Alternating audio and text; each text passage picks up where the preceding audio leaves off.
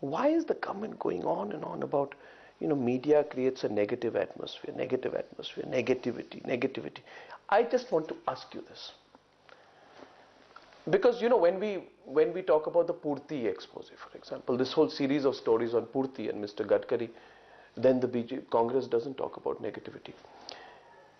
How would the history of contemporary India be without relevant and important, well-researched, documented reports followed up and actioned by agencies and even the courts on the 2G scam, the CWG scam, maybe Purti, Devasisro, any such matter?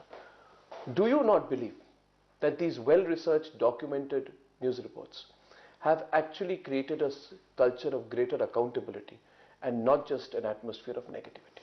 Well, I think you've raised a very fundamental question, Arnab. And the question is that we need to find that golden mean on Article 19 as to where does the freedom of speech and expression, from which the freedom of the press has been exculpated, end, and where do the judicial processes take over.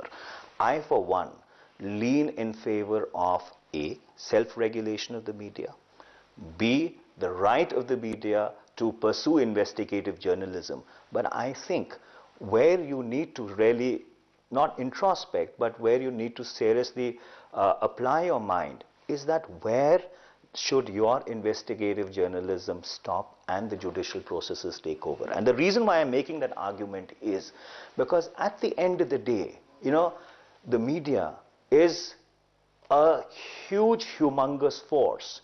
And when that humongous force comes in contact with an individual, who may be legitimately accused, that accused also has certain rights under the Indian constitutional scheme. So therefore, all that I am submitting and very humbly submitting is that we as a country have to find that golden mean as to where does investigative journalism end and legitimate criminal investigation and judicial processes take over. I just want to point out to you, I'm not getting into a one-on-one argument with you on this, but Mr. Tewari, all these cases have eventually gone to the agencies and the courts. And once it goes into that domain, after that the media reports what happens in the courts. And the courts are also fairly independent, and so are our agency, I hope, to not be influenced by the media. You did not answer my question. My question to you is, take the contemporary history of this country. I'm just talking about 2G, CWG, Devasisro, Purti, any other such story which has come out. Do you not believe that somewhere your government and the political parties, Congress, has been unfair in only accusing the media of sensationalism, trivialization, creating a negative atmosphere? Do you not believe that the culture of accountability, however it hits, one story, one individual will be hit here and there negatively, but longer term, that a process of cleansing up our society, of creating accountability, providing the impetus for the executive to act also is being created by a proactive, diligent and honest media? And may I ask a counter question? Who adjudicates accountability?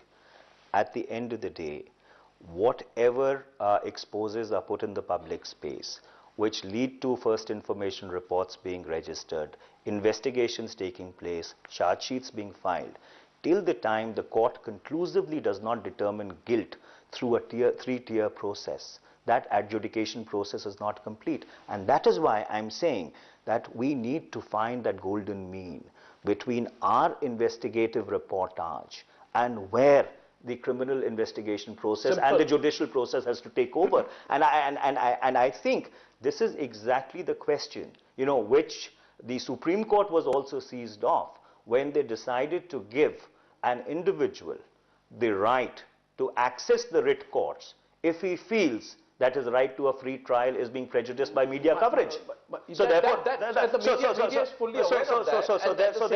the Supreme Court would not have gone into this issue if they didn't have a feeling, or if certain people didn't have a feeling that at a certain point in time, what is colloquially called media trial influences judicial processes also, and that is why they gave the individual the right that you can access the writ courts, and if the writ courts in their wisdom find that it is imposing an extraneous influence, it can pass a restraining order. That depends on two things. Long counter question you asked there. That depends on two. I'm glad you're not the interviewer. Two things. One is these laws have always applied. The same criminal laws apply to everyone, including the media. These factors have always been there, Manish. Last point. Do you have a tense relationship with the media? Not at all. Personally. Not at all. Let me tell you. No, not you personally. Has your government had a tense relationship Let me with the tell media? you, the UPA government's philosophy towards the media can be summed up in one sentence, which the Prime Minister enunciated to me the day I became the Information and Broadcasting Minister.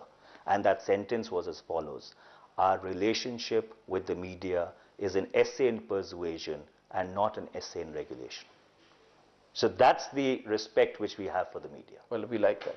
Manish Tewari, you've been very frank. Thank you very much. Thank All you. the very best. Thank you for talking to me. Thank you for coming. Thank you.